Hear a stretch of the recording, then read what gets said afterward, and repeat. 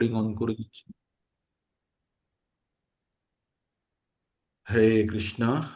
ওং নমো ভগবতে বাসুদেবায়। ওং নমো ভগবতে বাসুদেবায়। ওং নমো ভগবতে বাসুদেবায়। ওং অজ্ঞানতিমিরান্ধস্য জ্ঞানাঞ্জনশলাকয়া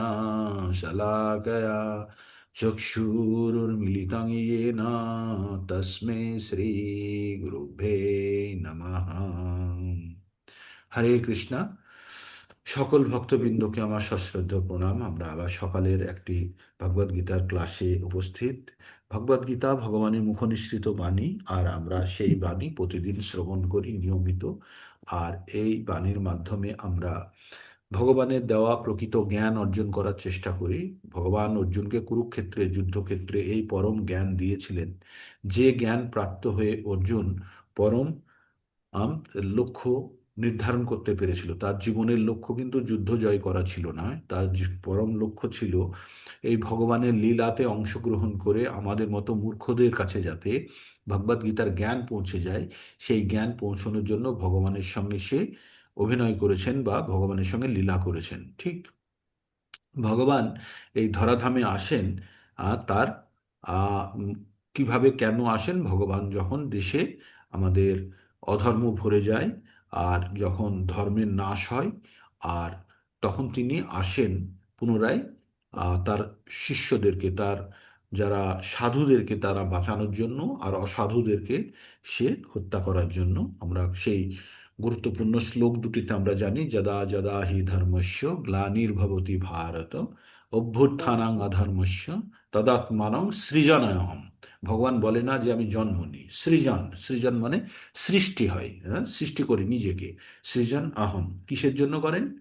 পরিত্রাণায়ং সাধুনাম, মানে প্রথমে কিন্তু সাধুদেরকে পরিত্রাণ করেন।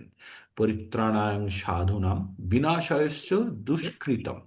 দুষ্কৃতি আমরা পড়েছি, যারা দুষ্কৃতি ভগবানের শরণাগতি নেয় না, যারা নামাং দুষ্কৃতি নো মূঢ়া প্রপাদন্তে নরাধমা মায়া অপহৃত জ্ঞানা আসুরিম ভাব মিশ্রিতা। তো দুষ্কৃতীদের চারটে ভাগ দেওয়া ছিল। কি কি দেওয়া ছিল? নরাধাম দেওয়া ছিল, মূঢ়া, নরাধাম, আসুরি ভাব সম্পন্ন, আর যাদের জ্ঞান মায়া অপহরণ করেছে তাদেরকে দুষ্কৃতী বলেছে। ঠিক আছে?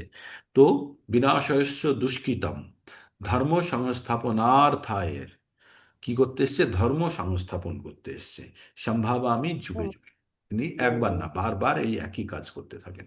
তো বিভিন্ন রূপে ভগবান আসেন ধরাধামে, এসে তার ভক্তদেরকে রক্ষা করেন, এবং তারপরে তিনি তাদেরকে বিনাশ করেন। কাদেরকে? অসাধুদেরকে বিনাশ করেন।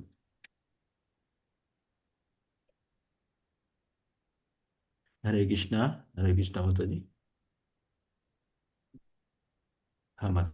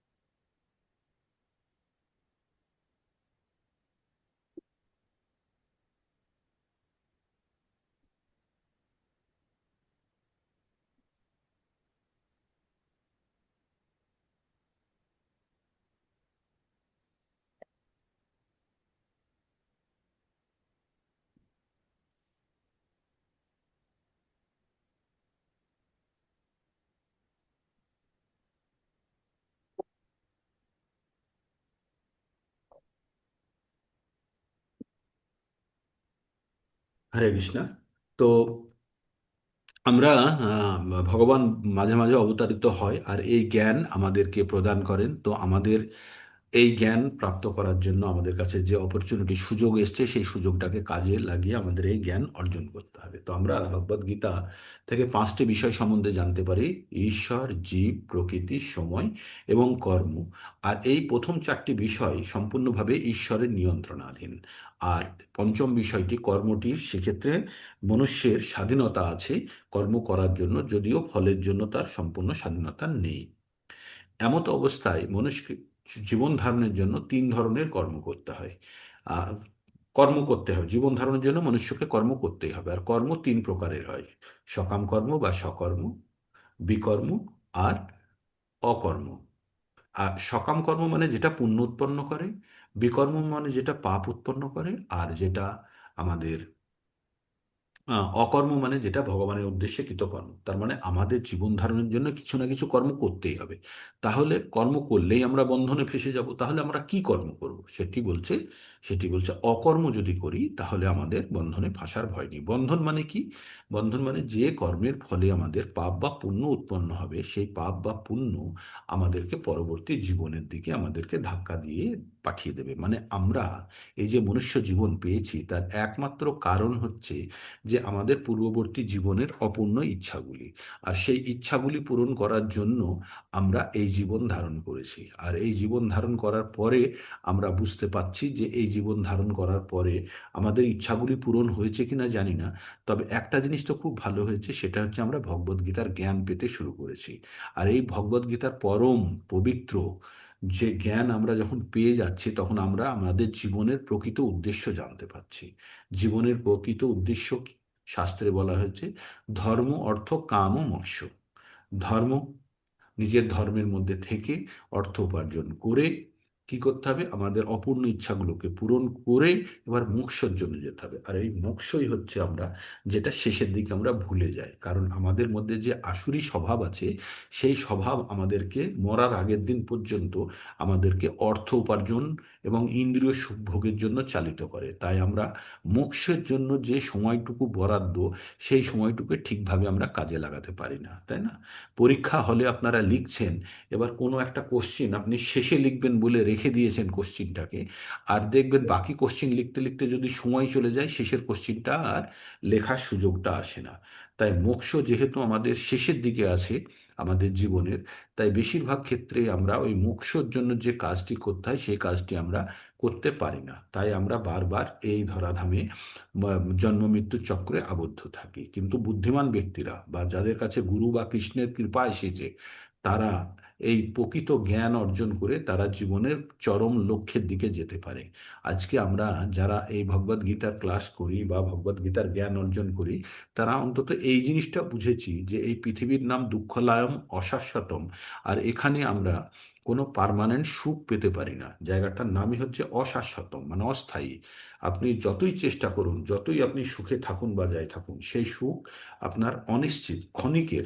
এবং আপনাকে তারপরেও আপনি যদি কষ্ট করেও যদি বেঁচে থাকতে চান, হসপিটালে শুয়ে তিনখানা নল, একটা নাক দিয়ে, একটা মুখ দিয়ে, আবার একটা আহ, বাহ্যিক দাঁত দিয়ে যদি আপনার নল লাগিয়ে রেখেও, তা সত্ত্বেও আমরা যদি বলি যে আমাকে বাঁচিয়ে রাখুন, তাও আমরা বাঁচতে পারবো না, কারণ আমাদেরকে এই ধরাধাম ছেড়ে যেতে হবে। তাহলে আমরা এই এখান থেকে ছেড়ে যাওয়ার আগে আমরা যে উদ্দেশ্য এসেছি, সেই উদ্দেশ্যটা যদি সাধিত করতে না পারি, তাহলে কিন্তু আমরা ফেঁসে যাব, আমরা বিপদে পড়ে যাব। হ্যাঁ, তাই আমাদের কি করতে হবে? এই উদ্দেশ্য সাধনের জন্য আমাদেরকে একদম ওতপ্রোতভাবে আমাদের যে আহ, নির্ধারিত কর্ম আছে, আমাদের দুই ধরনের কর্ম করি আমরা, একটা হচ্ছে নিত্যকর্ম আর একটা হচ্ছে নৈমিত্তিক কর্ম। নিত্যকর্ম মানে হচ্ছে আমাদের প্রকৃত আমরা যেটার জন্য এসেছি সেটি হচ্ছে নিত্যকর্ম।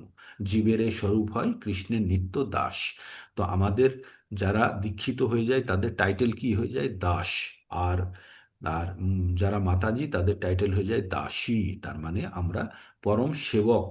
আমরা নিজেদেরকেও প্রত্যেক মুহূর্তে এটাকে স্মরণ করাতে চাই যে আমি তোমার দাস, আমি তোমার কুকুরের মতো, তুমি যেভাবে বলবে আমি সেইভাবেই চলবো। কার? ভগবানের। ঠিক আছে, যাত্রার নয়, ভগবানের।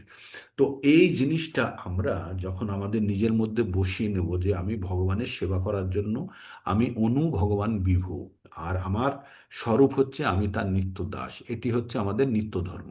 আর নৈমিত্তিক ধর্ম, এই নিত্য ধর্ম করার জন্য আমাদের একটা শরীরের প্রয়োজন, কিছু অর্থের প্রয়োজন, কিছু জীবন যাপনের জন্য কিছু জিনিসের প্রয়োজন। কারণ না হলে আমরা আমাদের নিত্য ধর্ম পালন করতে পারবো না। তাই নিত্য ধর্মকে পালন করার জন্য আমাদের যেগুলির প্রয়োজন সেগুলি আমরা উপার্জন বা সংগ্রহ করতে গেলে আমাদের কিছু নৈমিত্তিক কার্য করতে হয়। এবার নৈমিত্তিক কার্যটাই হচ্ছে আমাদের, সেই কার্যটা আমাদের কিন্তু সবসময় ফাঁসিয়ে দেওয়ার ভয়। সেটি সকাম কর্ম বা বিকর্ম হতে পারে। কিন্তু যদি আমরা যদি নৈমিত্তিক কর্মকে আমরা নিত্যকর্মের উদ্দেশ্যে যদি ব্যবহার করি তাহলে কিন্তু সেগুলি সমস্ত কিছু অকর্মে পরিণত হবে। এটাই আমি আপনাদের প্রতিদিন বলতে চাই। তো আমরা ভগবদ গীতার 18 নম্বর অধ্যায় আমরা মোটামুটি শেষ করে ফেলেছি, একদম শেষ লগ্নে পড়ে আছি। আর আজকে আমরা যে অংশটায় যাব, আপনাদেরকে আমি কালকে 60 নম্বর শ্লোক থেকে বলেছিলাম। কোথায় থেকে বলেছিলাম? 60 নম্বর শ্লোক থেকে বলেছিলাম। 61 থেকে খুব সুন্দর জায়গাটা। আপনারা ওই রেকর্ডিংটা বারবার শুনবেন, আমি আপনাদেরকে অনুরোধ করব ওই রেকর্ডিংটি আপনারা বারবার শুনবেন। ওটি অত্যন্ত গুরুত্বপূর্ণ এবং সুন্দর। হ্যাঁ, ওই জায়গাটা খুবই গুরুত্বপূর্ণ আছে। তবে আজকে আর আমি পুরোটা রিপিট করব না, তবে শুধু আপনাদেরকে আমি একবার শ্লোকগুলো পঠন করে শোনাবো। শ্লোকগুলো কিন্তু আর ব্যাখ্যা করবো না, ব্যাখ্যাটা কালকের এতে আছে, আপনারা ব্যাখ্যাটা চাইলে দেখে নিতে পারেন। তো আমাদের 61 নম্বর, আমরা 60 নম্বর পর্যন্ত ব্রহ্মভূত অবস্থার ব্যাখ্যা পেয়েছি। এবার 61 নম্বর থেকে ভগবান একটু একদম কনসোলিডেট করছে, এইবার সিলেবাস একদম বন্ধ করছে ভগবান। কি বলছেন 61 নম্বর শ্লোকটি? আপনারা পারলে মুখস্থ করবেন। ঈশারঃ সর্বভূতানাং হৃদ্দেশে অর্জুন তিষ্ঠতি ভ্রাম্যয়ন সর্বভূতানি যন্ত্র অরূঢ়ানি মায়া। ঈশ্বরঃ সর্বভূতানাং হৃদ্দেশে অর্জুন তিষ্ঠতি ভ্রাম্যয়ন সর্বভূতানি যন্ত্র অরূঢ়ানি মায়া। হে অর্জুন, পরমেশ্বর প্রত্যেকটি জীবের হৃদয়ে অবস্থান করেন এবং সমস্ত জীবকে দেহরূপ যন্ত্রে বসিয়ে মায়ার দ্বারা ভ্রমণ করান। আমাদের কোথায় কোথায় ভ্রমণ করাচ্ছে? একটা প্রাণী থেকে আরেকটা প্রাণীতে। এই যে কিভাবে ভ্রমণ করাচ্ছে, এই যে এখন বর্তমানে মনুষ্য শরীরে আছি, এই শরীর নিয়ে জীবনযাপন করছি, আর এই শরীরটা যখন শেষ হয়ে যাবে তখন আর একটা প্রাণীর আমরা জীবন পাবো। সেটি মনুষ্য হতে পারে, পশু হতে পারে, সেটি সম্পূর্ণভাবে নির্ভর করছে আমাদের ইচ্ছা এবং আমাদের কর্মের সঞ্চয়ের ফলে। তার মানে আমরা প্রত্যেকবার আমরা কি করছি? একটা জীবন থেকে আর একটা জীবনে যাচ্ছি। কে করাচ্ছে? ঈশ্বর করাচ্ছে। কিভাবে? এই মায়ারূপী যন্ত্রে, এই শরীররূপী যন্ত্রে বসিয়ে একটা প্রাণীর দেহ থেকে আর একটা প্রাণীর দেহতে আমাদেরকে নিয়ে যাচ্ছে। আর ঈশ্বর কোথায় বসে আছে? হৃদ্দেশে, মানে আমাদের হৃদয়ে বসে আছে। তাই বলছে হৃদ্দেশে অর্জুন তিষ্ঠতি। তিষ্ঠতি মানে তিষ্ঠ মানে থাকে, আছেন। তো এইবার তো ভগবান বললেন এটা কি ভালো, এটা ভালো না। তাই ভগবান আবার উপদেশ দিচ্ছেন, প্রথমে ব্যাখ্যা করলেন তারপরে এবার উপদেশ দিচ্ছেন। কি বলছেন? তামেব শরণং গচ্ছ সর্বভাবেন ভারত তৎপ্রসাদাত পরম শান্তিম স্থানং প্রাপ্স্যসি শাশ্বতম। তো তারপরে ভগবান বললেন তাহলে তুমি এক কাজ করো, এই বারবার এই বানরের মতো একটা গাছের ডাল থেকে আর একটা গাছের ডালে ঝাঁপিয়ে ঝাঁপিয়ে যাওয়ার থেকে তুমি তার স্মরণে চলে যাও। কার? ঈশ্বরের। ঈশ্বর সম্বন্ধে বলছে তো, তাই বলছে তুমি তার স্মরণে যাও, গিয়ে সর্বভাবে, কোনো কিছু লুকিয়ে নয়, মানে সম্পূর্ণভাবে ভগবানের শরণাগতি লাভ করো। করে তাহলে তুমি কি করবে? তার প্রসাদে, তার কৃপায় তুমি কি পাবে? তুমি পরম শান্তির জায়গা পাবে। আর সেটা কি পাবে? নিত্যধাম। নিত্য মানে শাশ্বত, যেটা ত্বমেব শরণং গচ্ছ সর্বভাবেন ভারত তৎপ্রসাদাৎ পরম শান্তিম স্থানং প্রাপ্স্যসি শাশ্বতম। তুমি কি জায়গাটা পাবে? শাশ্বত। আর শাশ্বত জায়গাটা কি? ভগবানের ধাম।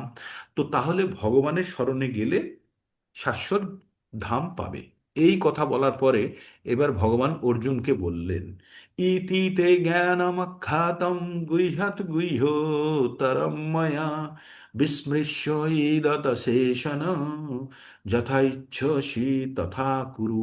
ভগবান এই কথাটি বলার পরে বললেন, তোমাকে আমি পরম পরম থেকে পরমতম জ্ঞান আমি দিয়ে দিয়েছি। এবার এই জ্ঞান, গোপন থেকে গোপনতর জ্ঞান তোমাকে আমি দিয়ে দিয়েছি। এই জ্ঞান তুমি নিজে বিশ্লেষণ করো, বিচার করো, করে যেটা ইচ্ছা তোমার সেটা করো। ভগবান বললেন না তুই এটাই কর, ভগবান বললেন তোমার কাছে আমি অপশান দিলাম, তুমি এই দুটোর মধ্যে এগুলো শোনো, শুনে তোমার যেটা তোমাকে পরম জ্ঞান দিয়ে দেওয়া হয়েছে, এবার তুমি যেটা ভালো হয় সেটা করো। বলে অর্জুনকে বলে ভগবান চুপ করে আছে। এবার অর্জুন আবার ভাবছে। তখন ভগবান এবার অর্জুনের বন্ধু হলেন। আমরা বন্ধু হলে কি বন্ধুকে হেল্প করে দিই, তো তাই এবার ভগবান বন্ধুকে হেল্প করছে কি বলে, সর্বগুহ্যতমম ভূয় শুনো মে পরমম বচ ইষ্টোষি মে দৃঢ়মিতি তত বক্ষ্যামি তে হিতম। ভগবান বললেন, কি বললেন, বললেন যে তোমাকে, তোমার তোমার কাছে সব থেকে গোপনীয় পরম উপদেশ তুমি শ্রবণ করো, যেহেতু তুমি আমার অত্যন্ত প্রিয়। মানে আগে বললো যেটা খুশি করো, তারপরে কিছুক্ষণ পরে ভগবান বলল তুমি আমার অত্যন্ত প্রিয় অতিশয়, তুমি আমার পরম বন্ধু, তোমার হিতের জন্য আমি বলছি, তোমার ভালোর জন্য আমি বলছি, তুমি এবার সব থেকে গোপন জ্ঞানটি তুমি আমার থেকে স্মরণ করো। এইবার আমরা সব থেকে গীতার গোপন জ্ঞান দুটি আমরা শ্রবণ করব। ভগবান কি বললেন, মন্মনা ভাব মদ্ভক্ত মদ্দাজি মাম নমস্কুরু মামে বয়সী সত্যম তে পতি জানে প্রিয়সী মে। ভগবান কি বললেন, তুমি আমাতে চিত্ত অর্পণ করো, মনমনা ভাবো, মন মনা ভব, আমাতে তুমি চিত্ত অর্পণ করো। মদ্ভক্ত, আমার তুমি ভক্ত হও। মদ্দাজি, মদ্দাজি মানে তুমি আমার পুজো করো, যাজি। মাম নমস্কুরু, আমাকে তুমি নমস্কার করো। মামেব এষস্যি মানে চারটে কাজ করতে বলছে, আমাকে মন দাও, তুমি আমার ভক্ত হও, তুমি আমার পুজো করো, আর আমাকে নমস্কার করো। এই চারটে কাজ যখন তুমি করবে, তখন তুমি আমার কাছে আসবে সত্যন্তে। সত্যি কথা বলছি, মানে ভগবান সত্যি কথা বলছি, আমি প্রতিজ্ঞা করছি তোমার সঙ্গে, কারণ তুমি আমার অতি প্রিয়। ভগবান, ভগবানকে গ্যারান্টি দিতে হচ্ছে, মানে আমাদের বিশ্বাসযোগ্যতা ভগবান সম্বন্ধে এমন জায়গায় পৌঁছেছে, ভগবানকে এখন গ্যারান্টি দিচ্ছে, প্রতিজ্ঞা করছে। তাই ভগবান কি বললেন, তুমি আমাকে চিত্ত অর্পণ করো, আমার ভক্ত হও, আমার পুজো করো, আমাকে নমস্কার করো, তাহলে তুমি অবশ্যই আমাকে প্রাপ্ত হবে, আমি আমাকে প্রাপ্ত অবশ্যই পাবে। এই জন্য আমি তোমার কাছে সত্যি প্রতিজ্ঞা করছি, মানে ভগবান প্রতিজ্ঞা করছে। এর থেকে বড় কিছু হতে পারে? যেহেতু তুমি আমার অত্যন্ত প্রিয়, তো অত্যন্ত প্রিয় বলে ভগবান এই কথাটি অর্জুনকে বললেন। তারপরে ভগবান কি বললেন, সর্বধর্মান পরিত্যাজ্য মামেকাং শরণং ব্রজ অহং ত্বাং সর্ব পাপেভ্যো মোক্ষয়িষ্যামি মা শুচঃ। সর্বধর্মান পরিত্যাজ্য মামেকাং শরণং ব্রজ অহং ত্বাং সর্ব পাপেভ্যো মোক্ষয়িষ্যামি মা শুচঃ।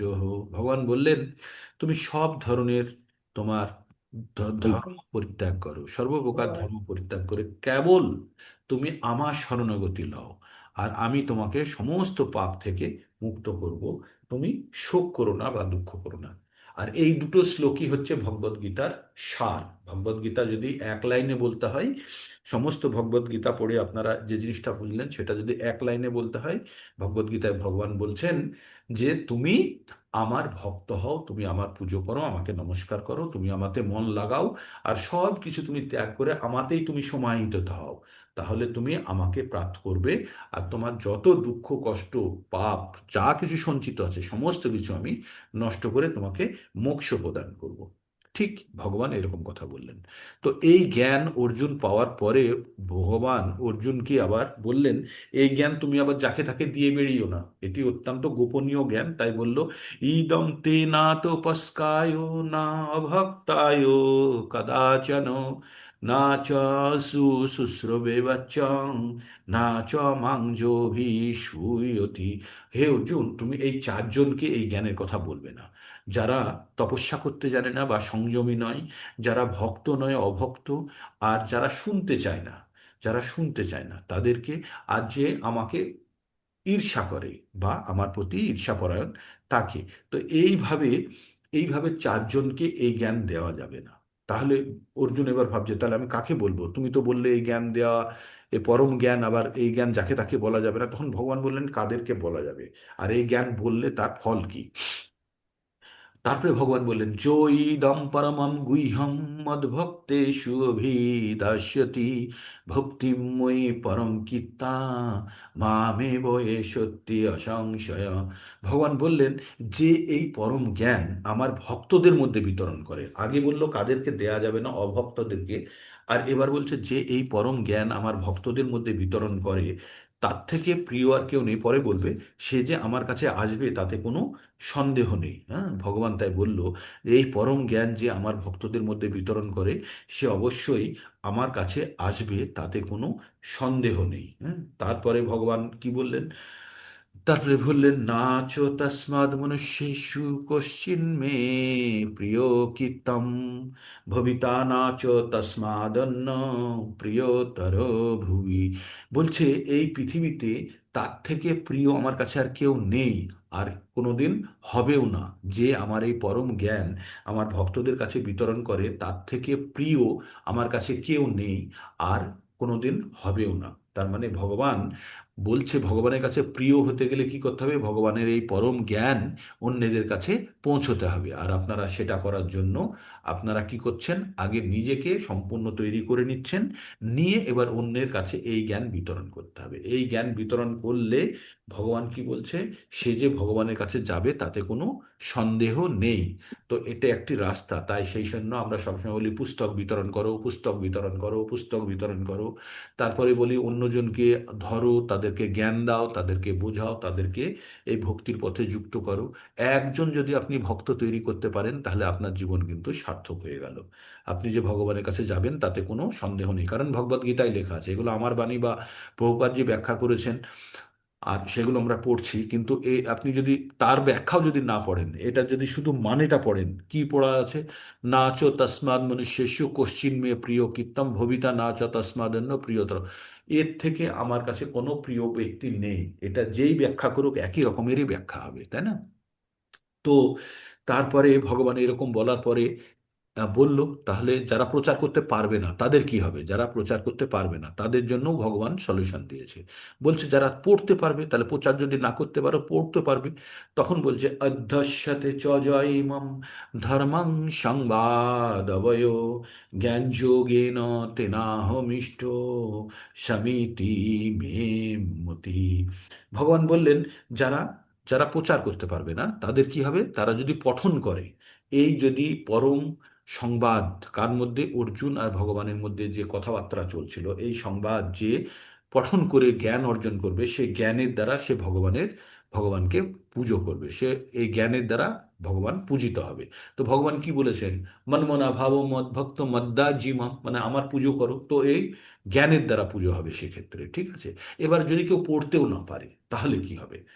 কেউ যদি শ্রদ্ধা সহকারে শ্রবণ করে, তাই বলছে শ্রদ্ধাবান সুয়শ্চ সুনোদপি যো নর সোপি মুক্তা শুভল্লোকান প্রাপ্নুয়াত পুণ্য কর্মণাম।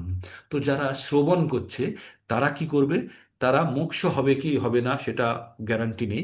তবে তারা যে পুণ্যবান, শ্রদ্ধাবান এবং অনুসয়া রহিত, যারা ভগবানকে ঈর্ষা না করে যারা শ্রবণ করছে, তারা কি করবে? তারা পাপ মুক্ত হয়ে পুণ্য কর্মদের মতো শুভ লোকসমূহ লাভ করবে। তার মানে যারা ভগবদ গীতা শ্রদ্ধা সহকারে শ্রবণ করে, বুঝতেও পারে না বা পারলো কি পারলো না, তারাও কিন্তু পুণ্য অর্জন করবে, করে পুণ্য লোকেরা যে উচ্চ লোকে যায় সেই উচ্চ লোকে যাবে। ঠিক তার মানে ভগবদ গীতা যারা পঠন করে বুঝে, যারা শ্রবণ করছে, নিজের জীবনে লাগাচ্ছে, তারা মুক্ত হবে। যারা অন্যের কাছে প্রচার করছে তারা মুক্ত হবে, তারা মানে ভগবানের ধাম পাবে। আর যারা নিজে পঠন করছে, পঠন করে বুঝছে, বুঝে জীবনে ব্যবহার করছে, তারা মুক্ত হবে। কিন্তু যারা শ্রবণ করছে, শ্রদ্ধা সহকারে যারা শ্রবণ করছে, তাদের পুণ্য অর্জন হবে এবং তারা কি করবে? তারা উচ্চ লোকে যাবে। ঠিক। তো ভগবদ গীতা পড়তে পারুক না পারুক, শ্রবণ করলেই তাতেই লাভ হবে।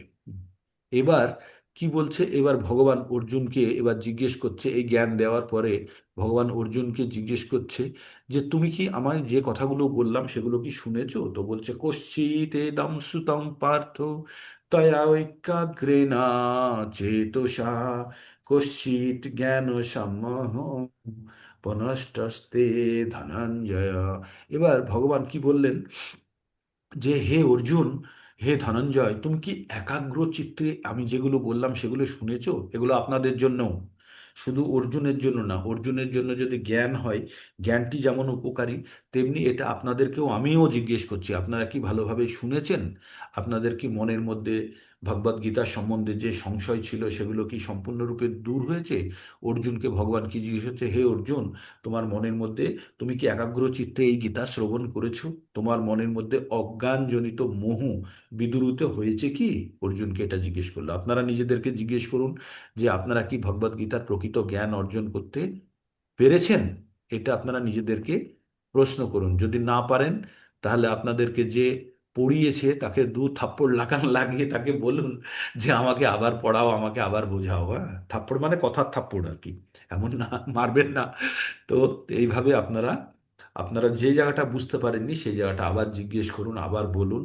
যে আপনাদেরকে যে শেখাচ্ছে তাকে আপনি বলুন যে আমি এই জায়গাটা বুঝতে পারিনি, কারণ আপনাকে তো বারবার জিজ্ঞেস করা হচ্ছে, হয়তো সামনে বলতে পারছেন না, তাহলে আপনি মেসেজ করে বলুন আমি এই জায়গাটা বুঝতে পারিনি। হ্যাঁ, তো এবার অর্জুন কি বলল, নষ্ট মোহ স্মৃতির্লব্ধা তৎপ্রসাদাৎ ময়াচ্যুত স্থিতস্মি গত সন্দেহ করিষ্যে বচনং তব। অর্জুন বললেন যে নষ্ট মোহ, আমার যে মোহ ছিল, আমি যে আসক্ত হয়ে পড়েছিলাম যে আমার আত্মীয় পরিজন এদের হত্যা করব, অমক তমক, সেই মোহ আমার দূর হয়ে গেছে। স্মৃতির লব্ধা, আমি আমার প্রকৃত বুদ্ধি বা স্মৃতি ফিরে পেয়েছি।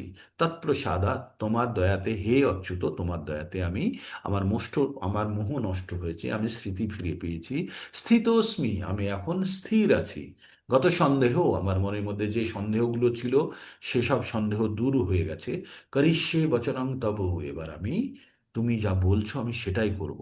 তার মানে এবার অর্জুন সম্পূর্ণরূপে ভগবানের রোবট হয়ে গেছে, ভগবানের ভক্ত হয়ে গেছে। এবার ভগবান যা বলবে ও তাই করছে। এখানেই ভগবদ গীতার অ্যাকচুয়ালি বাণীটা শেষ হয়ে গেল। এবার সঞ্জয় তার নিজের কথাগুলো বলছে, কাকে? রাজা ধৃতরাষ্ট্রকে এবার কথাগুলো বলছে। কি কথাগুলো বলছে এবার সঞ্জয়, সেটা একটু শুনি, সঞ্জয়ের মতটা শুনি।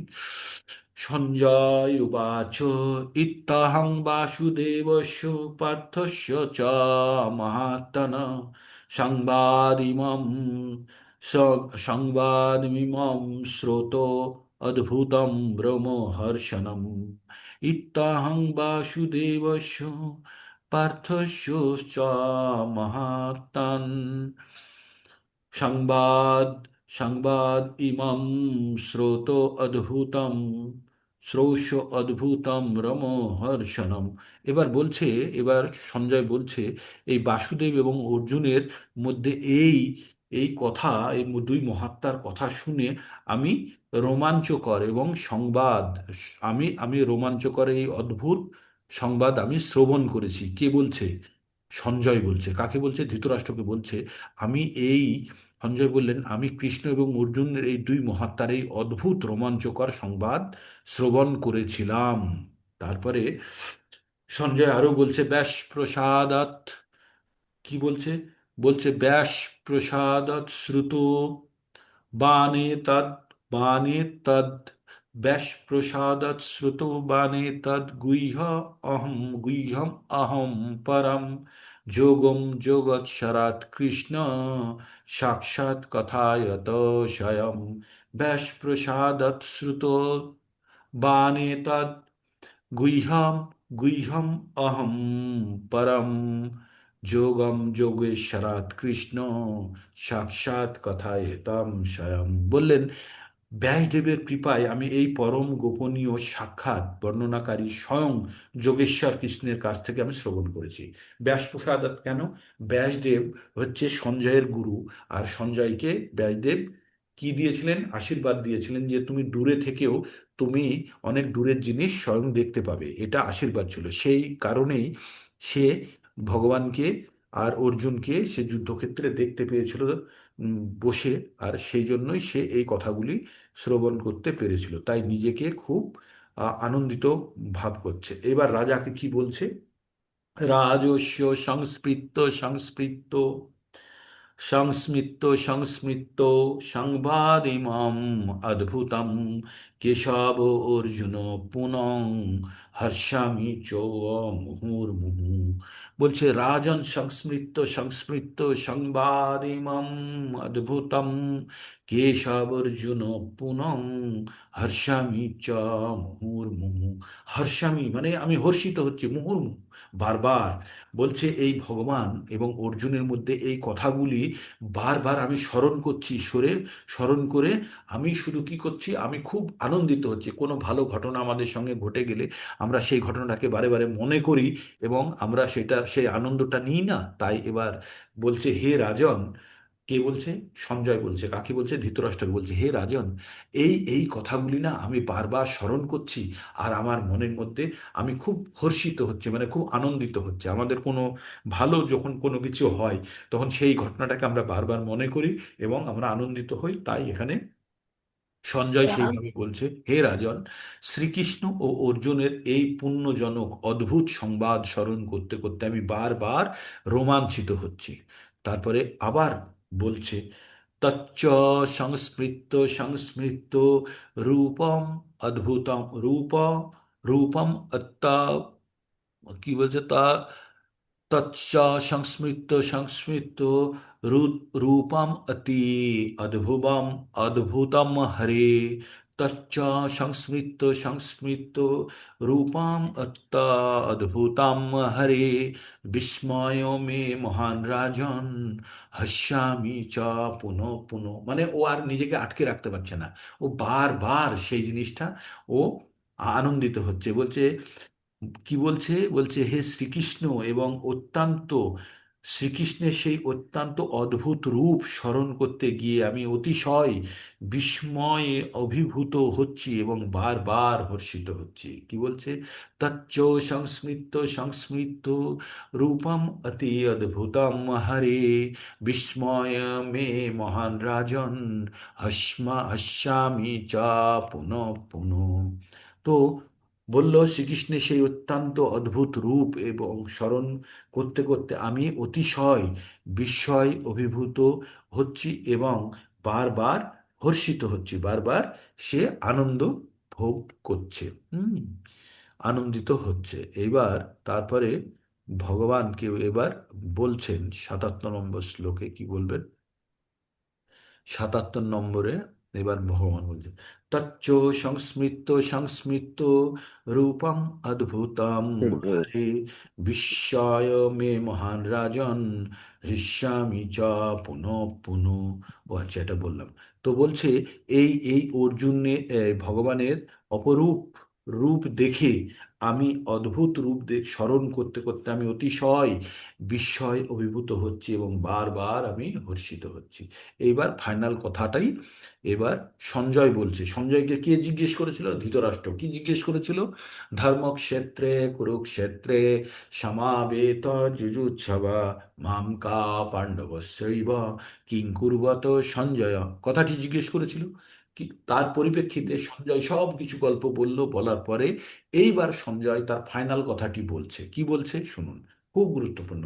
যত্র যোগেশ্বরা কৃষ্ণ যত্র পার্থ ধনুর্ধরা তত্র শ্রী বিজয়া ভূতি ধ্রুবা নীতি মতির মম। বললেন, যেখানে যোগেশ্বর কৃষ্ণ আর যেখানে পার্থর মতো ধনুর্বিদ, তত্র শ্রী বিজয়, সেখানে হবে শ্রী মানে হচ্ছে ধন থাকবে, বিজয় মানে জয়লাভ হবে, ভূতি ভূতি ধ্রুবা, সেখানে নীতি সবসময় প্রতিষ্ঠিত থাকবে। এটি আমার মত। কে বলল? সঞ্জয় বলল। তো এই শ্লোকটি আমার সঙ্গে আপনারা সবাই বলুন। আমি প্রথম লাইনটা বলবো, তারপরে আপনারা বলবেন, তারপরে আমি দ্বিতীয় লাইনটা বলবো, তখন আপনারা আবার বলবেন, তারপরে পুরোটা বলবো, তখন আপনারা পুরোটা বলবেন। হ্যাঁ, পুরোটা কমপ্লিট করার পরে পুরোটা বলবেন। তো প্রথমে হাফ লাইন করছি। যত্র যোগেশ্বরা কৃষ্ণা যত্র পার্থ ধনুর্ধরা। বলুন। যত্র যত্র যোগেশ্বর যোগেশ্বর কৃষ্ণ কৃষ্ণ পার্থ পার্থ ধনুর্ধর তত্র শ্রীবিজয়াভূতি ধ্রুবা নীতি মতির্মম। তত্র তত্র বিজয় বিজয়াভূতি ধ্রুবনীতি মতির্মম। এবার পুরো শ্লোকটা বলবো, পুরো শ্লোকটা বলবেন। যত্র যোগেশ্বরা কৃষ্ণা, যত্র পার্থ ধনুর্ধরা, তত্র শ্রী বিজয়াভূতি ধ্রুবা নীতি মতির্মম। বলুন। যত্র যত্র যোগেশ্বর যোগেশ্বর কৃষ্ণ যত্র পার্থ ধনুর্ধর তত্র হচ্ছে আপনাদের সামনে নেই না, সেই জন্য আপনারা দেখতে পাচ্ছেন না। এটা মুখস্থ করতে বিজয়াভূতির্মম। হবে সবাইকে, কোনো উপায় নেই, এটা আপনাদেরকে মুখস্থ করতে হবে। এটা গীতার শেষ লাইন, আপনাদেরকে এটা মুখস্থ করতে হবে। বলুন আমার সঙ্গে। যত্র যোগেশ্বরা কৃষ্ণা, ধনুর্ধর আমার সঙ্গে বলুন। যত্র যোগেশ্বরা কৃষ্ণা। যোগেশ্বর কৃষ্ণ যোগেশ্বর যোগেশ্বর কৃষ্ণ এবার তত্র থামুন সবাই। আমি বিজয়াভূতি যেটুকু বলবো সেইটুকু আপনি বলবেন, হ্যাঁ? বলুন। যত্র যোগেশ্বরা কৃষ্ণা, যত যত্র যোগেশ্বর যোগেশ্বর কৃষ্ণ যত্র পার্থ ধনুর্ধরা, যত্র পার্থ যত্র পার্থ ধনুর্ধর তত্র শ্রী বিজয়াভূতি তত্র শ্রী শ্রী বিজয় বিজয়াভূতি ধ্রুবা নীতি মতির্মম। ধ্রুবানীতি মতির্মম। যত্র যোগেশ্বরা কৃষ্ণা, যত্র পার্থ ধনুর্ধরা, যত যত্র যোগেশ্বর যোগেশ্বর কৃষ্ণ যত্র পার্থ ধনুর্ধর তত্র শ্রী বিজয়াভূতি ধ্রুবা নীতি মতির্মম। তত্র তত্র শ্রী শ্রী বিজয়াভূতি ধ্রুবানীতি মতির্মম। তার মানে ভগবান বলছে, যেখানে সঞ্জয় বলছে এটা, যেখানে ভগবান কৃষ্ণ মতো জ্ঞানী ব্যক্তি, বুদ্ধিমান ব্যক্তি, আর তার সঙ্গে মানে ব্যক্তি হিসাবে বলছি, আর অর্জুনের মতো কর্মবীর যেখানে এক জায়গাতে হবে, সেখানে কি হবে? সেখানে হবে শ্রী মানে হচ্ছে ধন, বিজয় মানে হচ্ছে জয়, আর কি হবে? ধ্রুবী, ধ্রুবী অলৌকিক শক্তি, ভূতি, ধ্রুবা, আর সেখানে কি হবে? নীতি, সেখানে ন্যায় থাকবে। এটি আমার অভিমত। কে বলল? আর সঞ্জয় বলল। এই বলে ভগবদ গীতার আমাদের সম্পূর্ণ 700 শ্লোক শেষ হলো। আপনাদের অনেক অনেক ধন্যবাদ। আর এই ভগবদ গীতা শ্রবণ করে আপনারা যদি হর্ষিত না হন, তাহলে আপনারা এটি অনুভব করতে পারেননি। সঞ্জয়ের মতো আপনাদেরও হর্ষিত হতে হবে, আনন্দিত হতে হবে যে সত্যি আপনারা এটি কালকে আপনাদের মধ্যে আমি অনেকটা লক্ষ্য করেছিলাম, আজকে আপনাদের আমি দেখার সুযোগ পাইনি আপনাদের মধ্যে কি রকম হর্ষ আসছে। তবে আমি আপনাদেরকে অনুরোধ করব, কালকের রেকর্ডিংটা আর একবার শ্রবণ করবেন। কালকের রেকর্ডিংটা বারবার শ্রবণ করুন, আজকেরটাও শ্রবণ করুন, করে আপনারা একটা কনক্লুশনে আসুন যে ভগবদ গীতা থেকে আপনারা কি শিখতে পারলেন। এটি খুবই গুরুত্বপূর্ণ। ভগবদ গীতার জ্ঞান অর্জন না হলে ভক্তির পথে আমরা যে পথ দিয়ে যাচ্ছি, সেই পথটিতে আরও সুন্দরভাবে এগোনো যাবে না। কালকের রেকর্ডিংটা শুনুন, কালকের রেকর্ডিংটা খুব সুন্দরভাবে আপনাদেরকে আমি বলার চেষ্টা করেছি। জানি না কতখানি হয়েছে, কিন্তু আমি আমার মন থেকে প্রাণ থেকে আমি চেষ্টা করেছি আপনাদেরকে বলার। আমি যতখানি বুঝেছি। তো আজকেও আমরা সেই জিনিসটা দিয়ে আজকে ভগবদ গীতা কনক্লুড করলাম। এবার আপনাদের আজকে একটা খবর দিয়ে দিই। ভগবদ গীতার যে আপনাদের হিন্দিতে যে কোশ্চিনটা আপনাদের কাছে আসার কথা ছিল, কাল থেকে বন্ধ হয়ে গেছিল, আমি বলে আবার খুলিয়েছি। আজকে সকাল 8টায় খুলবে, সন্ধ্যে 6টায় বন্ধ হয়ে যাবে। যারা যারা ডিপ্লোমা সার্টিফিকেট চান, তারা ওই লিঙ্কে গিয়ে ক্লিক করে আপনার ডিটেলস ভরে দেবেন। খুব সহজ সহজ প্রশ্ন দেওয়া আছে, খুবই সহজ। দিলীপ প্রভু দিয়েছে, দিলীপ প্রভু বলছিলেন খুব সহজ। আপনারা কেউ এই সুযোগটি মিস করবেন না যাদের কাছে ডিপ্লোমা সার্টিফিকেট নেই। আর যাদের কাছে আছে তাদের দরকার নেই। খুব সহজ, খুব সহজ কোশ্চিন দেওয়া আছে, দিলেই পেয়ে যাবেন। আর আজকে দিলেই হয়তো 2-3 দিনের মধ্যে সার্টিফিকেট এসে যাবে, কারণ সার্টিফিকেট সকলকে মানে ডিসপাস করছে। ওরা বন্ধ করে দিয়েছিল লিঙ্ক, আমি রিকোয়েস্ট করে লিঙ্কটাকে খুলিয়েছি। ঠিক আছে? তো আপনারা যারা যারা সার্টিফিকেট পাননি, তারা প্লিজ আপনারা একবার এই পরীক্ষাটা দিয়ে দিন। ঠিক প্রভু আছে, কতগুলো প্রশ্ন থাকে? প্রভুজি আমি দিয়েছি, সার্টিফিকেট তো আসেনি। এসে যাবে, 2-1 দিনের মধ্যে এসে যাবে, বা এক সপ্তাহের মধ্যে এসে যাবে। সার্টিফিকেট ডিসপাস করা শুরু করেছে ওরা। হ্যাঁ, প্রভু শুরু করেছে। কতগুলো প্রশ্ন থাকে? হ্যাঁ, 50টা কোশ্চেন 50টা আছে, প্রশ্ন থাকে। 50টি কোশ্চেন আছে, সহজ, খুব সহজ। কতটুক সময়? সময় কিছু নেই, আপনি করুন না। আজকে 24 সকালের ঘন্টা। মধ্যে, আজকে ওই 1 ঘন্টার মধ্যেই হয়ে যাবে, 1 ঘন্টাও সময় লাগবে না, 10-15 মিনিটের মধ্যে করে ফেলতে পারেন। আমি যেগুলো বলেছি সেই প্রভু সব আমার জিনিসই আমার আছে। প্রভু আমার মনে হয় আমরা যারা এই আপনার সাথে লিঙ্ক জুড়ে আছি তারা কেউ 40টা নিচে অ্যান্সার করবে না। কেউ মানে যারা আমরা পরীক্ষা দেবো তারা কেউ মিনিমাম 40 কোশ্চেন কারেক্ট করবেই করবে। করলে 80 হবে। তাহলে না পড়েই পারবে, না পড়েই পারবে, সবগুলোই পারবে। খুব সহজ, খুব সহজ। ঠিক আছে, তো আপনাদেরকে আমি অনুরোধ করব, খুব সহজ আছে, আপনারা এই পরীক্ষাটা দিয়ে সার্টিফিকেটটা অর্জন করুন। এটা একটা সুযোগ। আমি কালকে অনেক রিকোয়েস্ট করে খুলিয়েছি লিঙ্ক, বন্ধন প্রভু আমাকে বলেছিল, আমি দেখলাম আর হচ্ছে না, তো কালকে বন্ধ করেছিল। তো আপনারা ওইখানে গিয়ে আজকে পরীক্ষাটা দিন, দিয়ে সার্টিফিকেটটা অর্জন করুন। ঠিক আছে, এটা আপনাদের স্যাটিসফ্যাকশন দেবে, সার্টিফিকেটটাও আপনাদেরকে স্যাটিসফ্যাকশন দেবে। যাদের কাছে নেই আর যাদের কাছে আছে তারা ছেড়ে দেবে। সকাল 8টায় লিঙ্ক খুলবে, আর সন্ধ্যে 6টার মধ্যে বন্ধ হয়ে যাবে। তাই সন্ধ্যে 6টায় করবো বলে অপেক্ষা করবেন না, সকাল সকালেই করে দিন ওটা। হুম? কোনো অসুবিধা হলে মনমোহন প্রভুকে কল করুন, আমাকে কল করুন, হয়ে যাবে, কোনো অসুবিধা কিছু নেই। ঠিক আছে, 30টা 40টা কোশ্চেন করতে পারলেই তো হয়ে গেল 50টার মধ্যে। আপনারা 50টাই পারবেন, কোনো কঠিন না। হুম। ঠিক আছে, আর আপনাদের কারো কিছু বলার আছে? ভগবদ গীতা কিন্তু হয়ে গেল, আমাদের নেক্সট প্রোগ্রাম হবে এখন কয়েকদিন আপনাদের কিছু কিছু সাবজেক্ট ওরিয়েন্টেড পড়াবো, পড়িয়ে তারপরে আবার আমরা 15 তারিখ থেকে আমরা আবার ভগবদ গীতা শুরু করব।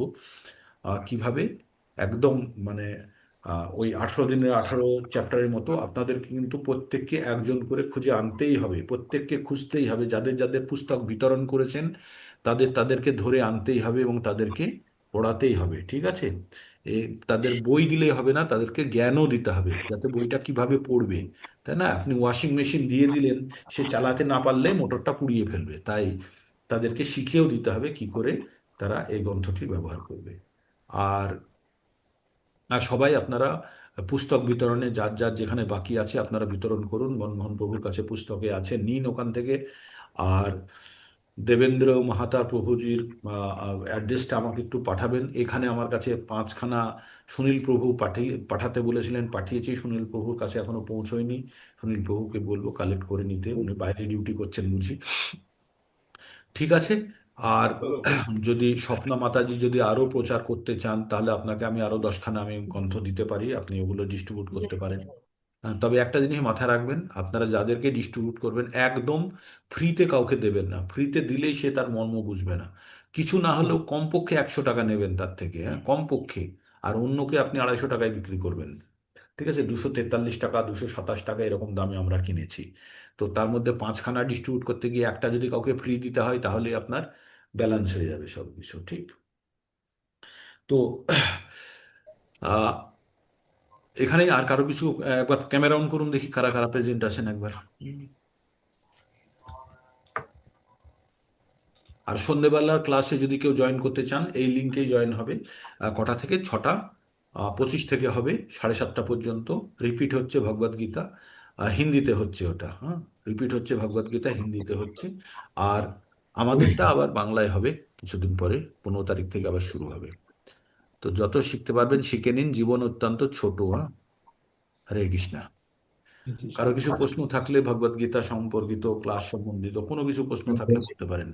প্রভু আপনি যে যেভাবে পড়ালেন, আপনি যেভাবে করলেন, সেইভাবে হৃদয়ঙ্গম করবার মতো অর্জুনের মতো শ্রোতা দুর্লভ। সেই জন্য সেই স্মৃতি, সেই স্মরণ শক্তি এখন বারবার বারবার বারবার আমাদের রিপিট করতে হবে, বারবার রিপিট করতে হবে, হ্যাঁ, এটাকে বারবার পড়তে হবে। হ্যাঁ, প্রভু যেগুলো দিয়েছেন তার রেকর্ড গুলো শুনতে হবে।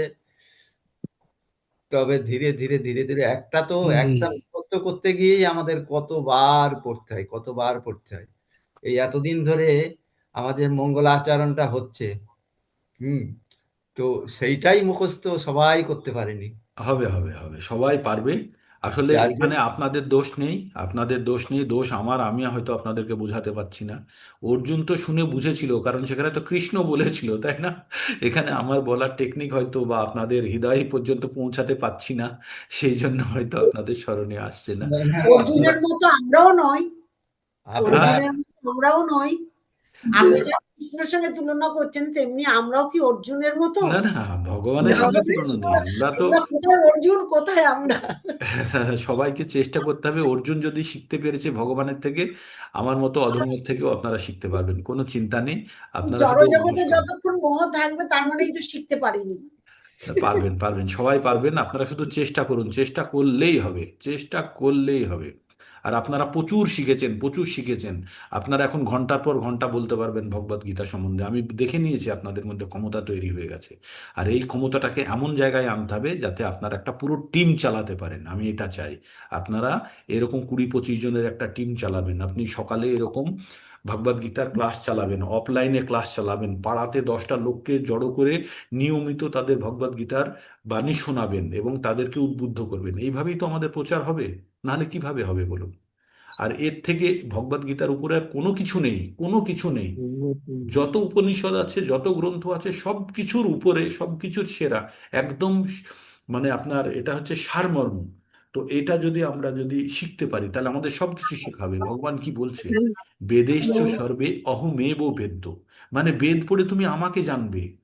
তো ভগবানকে যদি আপনি জেনে গেছেন, আপনার বেদ পড়া হয়ে গেছে, আপনি ত্রিবেদী, দ্বিবেদী, চতুর্বেদী হয়ে গেছেন অলরেডি। তাই এইটাকে কিন্তু আমাদের ঠিকভাবে জানতে হবে। তো আপনারা এই ভগবদ গীতার জ্ঞান যেটা অর্জন করছেন, বারবার শ্রবণ করুন, বারবার পঠন করুন, করে নিজের আত্মার মধ্যে বসিয়ে নিন ভগবান কি বলতে চেয়েছে।